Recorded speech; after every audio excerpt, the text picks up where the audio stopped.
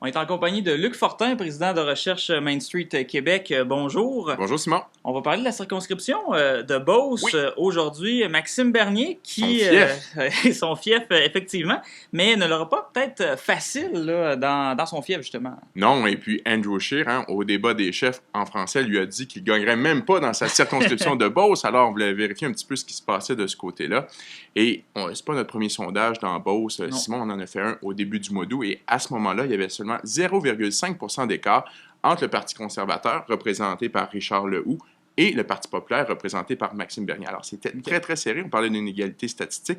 Et on a encore, aujourd'hui, une lutte très serrée dans Beauce. Là. Il y a seulement 2,3 % d'écart entre le Parti conservateur et Maxime Bernier. Donc, encore là, on est à l'intérieur de la marge d'erreur du sondage. Donc, encore égalité statistique aujourd'hui entre le Parti populaire et le Parti conservateur dans Beauce.